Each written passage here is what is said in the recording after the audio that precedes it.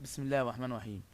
فنظرت إليها وانبهرت بجمالها، فنظرت إليها وانبهرت بجمالها، فسألت عنها فقالوا لي إنها جميلة المغرور، لم تعرف الحب.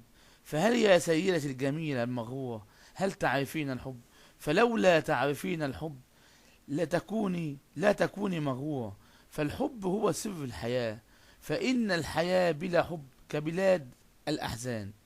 فإن الحب هو كالطفل البريء والأماني والأحلام الجميلة، ويعيش الحب في قلوب كل الملايين. فالحب هو البهجة والفرح، وقلب ينبض بالحب، وبحر من الغوص. فمن عرف الحب لم يعرف الغرور ولا الحقد ولا الكبرياء. فالحب هو مدرسة يا سيدة الجميلة المغرورة. فإن المرأة فإن المرأة جمالها فإن المرأة جمالها في أخلاقها وإيمانها بالله وليس في جسدها. فإن المرأة الجميلة جمالها في أخلاقها وإيمانها بالله وليس في جسدها. فإن المرأة يا سيدة المغرورة جمالها في قلبها وروحها الجميلة. فالمرأة هي سر الحياة، فالمرأة هي الحب بكل لغات العالم. فإن المرأة هي الحب، وهي بحر الحنان، وهي بهجة، وهي البهجة والسرور.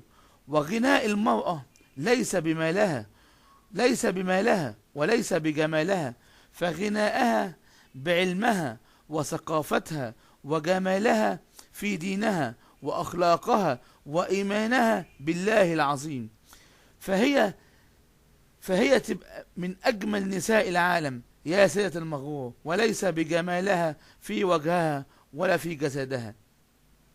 فإن المرأة يا سيدة المغرور جمالها في قلبها وروحها الجميلة.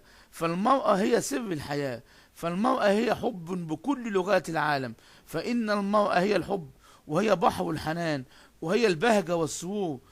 وغناءها ليس بمالها، فالمرأة غناءها ليس بمالها ولا بجمالها، فغناءها بعلمها وثقافتها وجمالها في أخلاقها وإيمانها بالله العظيم. فهي من أجمل نساء العالم يا سيدة الجميلة المغرورة، وليس بجمالها وجهها وليس بجمال جسدها.